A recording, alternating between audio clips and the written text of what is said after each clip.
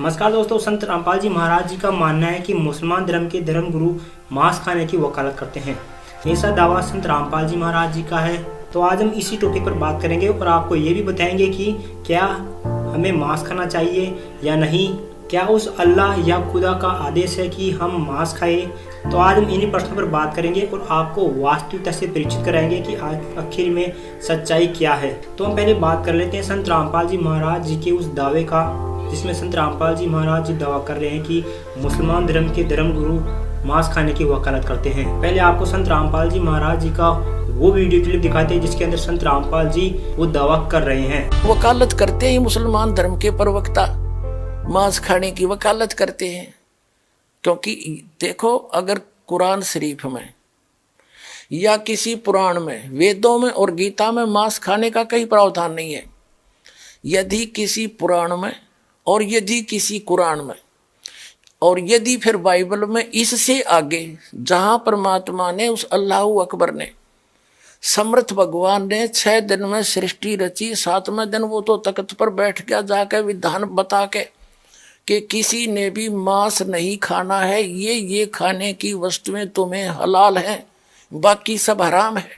इससे आगे कोई लेख उल्लेख है, चाहे वो पुराण में है, चाहे कुरान में है, चाहे बाइबल में या तौरात में है, या चाहे अन्य किसी इंजिल में है या जबूर के अंदर है, वो अल्लाह अकबर का आदेश नहीं है। फिर हमने मुसलमान धर्म के कुछ धर्म गुरु के विचार सुने, तो आइए आपको दिखाते हैं। कई जगह लिखा है कि आप हलाल जानवर का गोश्त खा सकते हैं।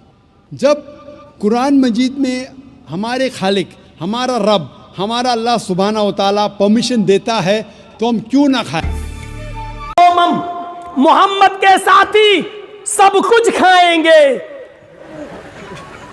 गोश्त भी और सब्जी भी, सारों भक्ष सब कुछ खाएंगे। तो आपने देखा संत रामपाल जी महाराज जी का वो दावा सही निकला।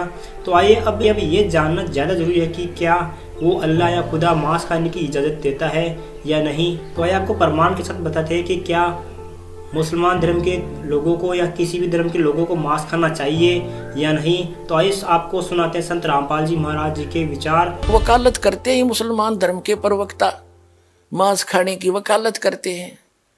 क्योंकि देखो, अगर कुरान शरीफ में या किसी पुराण में, वेदों में और गीता में मांस खाने का कहीं प्रावधान नहीं है। यदि किसी पुराण में और यदि किसी कुरान में और यदि फिर बाइबल में, इससे आगे जहां परमात्मा ने, उस अल्लाह अकबर ने, समर्थ भगवान ने 6 दिन में सृष्टि रची, 7वें दिन वो तो तख्त पर बैठ गया जाकर विधान बता के कि किसी ने भी मांस नहीं खाना है, ये खाने की वस्तुएं तुम्हें हलाल हैं, बाकी सब हराम है। इससे आगे कोई लेख उल्लेख है, चाहे वो पुराण में है, चाहे कुरान में है, चाहे बाइबल में या तौरात में है, या चाहे अन्य किसी इंजिल में है या जबूर के अंदर है, वो अल्लाह अकबर का आदेश नहीं है, वो किसी अन्य देव का आदेश है। उसका आदेश पालन करके आप उस अल्लाह अकबर के विधान को तोड़कर दोषी बन जाओगे। नबी मोहम्मद नमस्कार है, राम रसूल कहाया, 1,80,000 को सौगंध जिन नहीं करत चलाया, अरस कुरस पर अल तकत है, खालिक बिन नहीं खाली, और वह पैगंबर पाक पुरुष थे साहिब के अब्दाली। उसी परमात्मा ने कहा है कि जो नर गोश्त खाते हैं प्रत्येक राक्षस जान, इसमें संशय है नहीं, हिंदू खाइयो चाहे मुसलमान। कहते जो मांस खाते हो प्रत्येक राक्षस है, चाहे हिंदू हो चाहे मुसलमान। ये तुमने अपना फॉर्मूले आप बना रखे, उन महापुरुषों के आदेश नहीं है। कहते हैं मांस खावे सो ढेढ़ सब, और मद पीवे सो नीच, और कुल की दुर्मति पर हरे, भगवान कहे सो ऊंच। कहते मांस खावे सब ढेढ़ है, चाहे हिंदू है चाहे मुसलमान, सिख है या ईसाई। और कहते हैं मद पीवे सो नीच, शराब पीते वो महान नीच आदमी है, और अपने कुल का भी नाश करते हैं। केवल जो उस अल्लाह अकबर का सच्चा नाम जपते हैं वही ऊंचे हैं।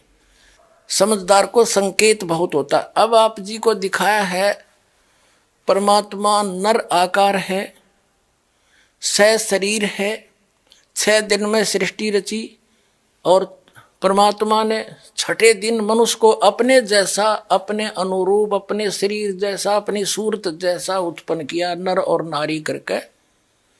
उनकी उत्पत्ति की और उनको खाने के लिए आदेश दे दिया। अभी आपने पढ़ा, आप फिर भी पढ़ सकते हैं। और आगे फिर वो क्या कहता है देखो, और परमेश्वर ने कहा, नर और नारी करके उनकी सृष्टि की, और परमेश्वर ने उनको आशीष दी, उनसे कहा फूलो फलो और पृथ्वी पर भर जाओ और उसको अपने वश में कर लो, और समुद्र की मछलियों तथा आकाश के पक्षियों और पृथ्वी पर रेंगने वाले जंतुओं पर अधिकार रखो। यानी उनसे जैसे इंसान ने शेर तक को भी काबू कर लिया, हाथियों को भी बांध लिया, तो इस ऐसे कंट्रोल करने के लिए कहा उन्होंने। आगे देखो, फिर परमेश्वर ने उनसे कहा, यानी मनुष्यों को भी, फिर परमेश्वर ने उनसे कहा कि सुनो, जितने बीज वाले छोटे छोटे पेड़, ये मनुष्यों के लिए आदेश है, सारी पृथ्वी के ऊपर हैं, और जितने वृक्षों में बीज वाले फल हैं वे सब मैंने तुमको दिए तुम्हारे भोजन के लिए। मनुष्य के लिए उस अल्लाह ताला का आदेश, अल्लाहु अकबर, जिसने 6 दिन में सृष्टि रची, 7वें दिन तख्त पर जा बैठा, वो है अल्लाहु अकबर है। वो अल्लाह कबीर है, वो कंप्लीट गॉड है, वो सर्जनहार है, वो क्रिएटर है।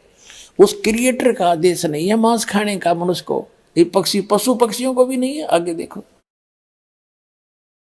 तुम्हारे भोजन के लिए, ये तो मनुष्यों के लिए। आगे देखो, यहां आगे हम, और जितने पृथ्वी के पशु और आकाश के पक्षी और पृथ्वी पर रेंगने वाले जंतु हैं, जिनमें जीवन का प्राण है, उन सब के खाने के लिए मैंने सब हरे हरे छोटे पेड़ दिए, और वैसा ही हो गया, यानी घास फूस से। और तब परमेश्वर ने जो कुछ बनाया था वो देखा, तो क्या देखा, वह बहुत अच्छा है।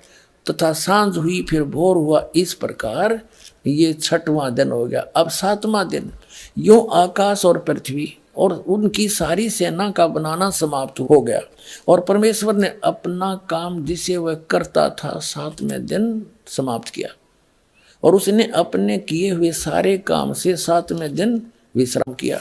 और परमेश्वर ने 7वें दिन को आशीष दी और पवित्र ठहराया, क्योंकि उसमें उसने सृष्टि की रचना के अपने सारे काम से विश्राम लिया। ठीक, अपने आत्माओं, जो क्रिएटर है, जो सबका रचनहार है, जो अल्लाहु अकबर है, जो सुप्रीम गॉड है, उसने 6 दिन में सृष्टि रची, 7वें दिन तख्त पर जा बैठे। उसी के विषय में कुरान शरीफ में स्पष्ट किया है कि ये वही है। कुरान शरीफ का ज्ञानदाता कह रहा है, ये वही अल्लाहु अकबर है जिसने 6 दिन में सृष्टि रची, 7वें दिन तख्त पर जा बैठा। उसकी खबर किसी बाखबर से पूछ लो, वो तो 7वें दिन सारी रचना रच के चला गया। उसके बाद इस काल के अंतर्गत आ गया बागडोर, और इसने फिर अपने 3 पुत्रों को ड्यूटी दे रखी है। इस काल भगवान ने भी अपने 3 पुत्रों को, ब्रह्मा विष्णु महेश को ड्यूटी दे रखी आंखें संभालन की, तो वो आगे ही ने बागडोर संभाल ली। तो आपने देखा संत रामपाल जी महाराज कोई भी दावा प्रमाण के साथ करते हैं, और खास बात तो ये है कि हमारे मुख्य ग्रंथों में से ही प्रमाणित करके बताते हैं। तो आज के लिए बस इतना ही, मिलते हैं ऐसे एक और नए टॉपिक के साथ।